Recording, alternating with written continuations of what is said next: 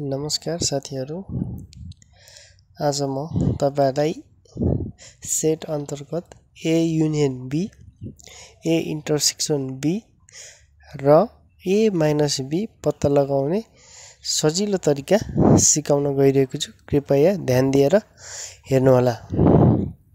सुरुमा ए union be. यसमा ए सेटमा 1 2 3 4 र बी सेटमा 3 4 5 र 6 गरी दुईवटा सेटहरू देखाइएको छ। यसमा ए युनियन भनेको ए र बी सेटमा भएका अङ्कहरू सबै नदोहोरिने गरी र नछुटिने गरी लेख्नु पर्दछ।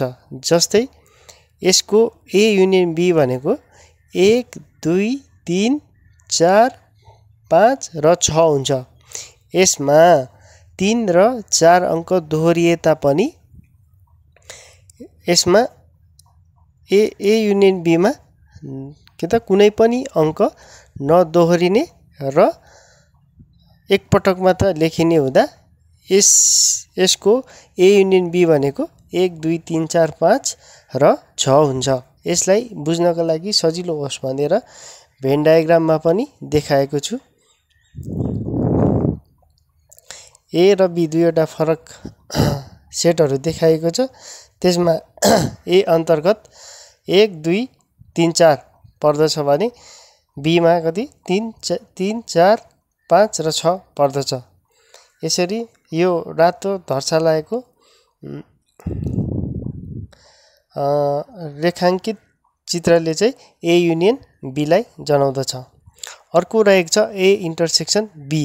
यसमा पनि ए र बी दुईवटा फरक सेटहरू देखाएको छ। ए अन्तर्गत 1 2 3 र 4, बी अन्तर्गत 3 4 5 र 6। यसमा ए इन्टरसेक्सन बी भनेको 3 र 4 हुन्छ।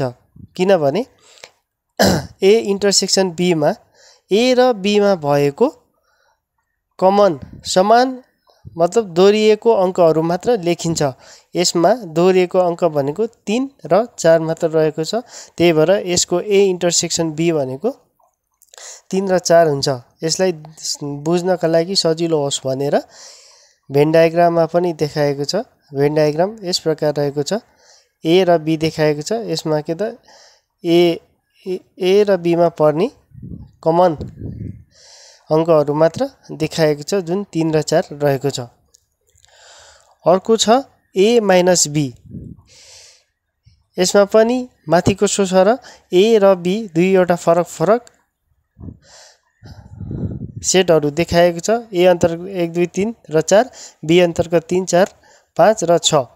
ए माइनस बी भनेको चाहिँ ए बाट बी माइनस गर्ने, मतलब कमन शब्दहरू हटाउने र ए मा जुन बाँकी रहन्छ त्यही मात्र लेख्ने। यसमा 3 र 4 ए सेटमा भएको 3 र 4 र बी सेटमा भएको 3 र 4 कमन अङ्क भएको कारण यसलाई चाहिँ ए बाट घटाइन्छ र ए मा बाँकी रहन्छ 1 र 2। 1 र 2 बाँकी रहन्छ भने ए माइनस बी भनेको 1 र 2 हो। यसलाई बुझ्न सजिलो होस् भनेर भेन डायग्राममा यस प्रकार देखाएको छ। यो रातो अङ्क रेखाले देखाएको Venn diagram A minus B लाई जनाउँदछ।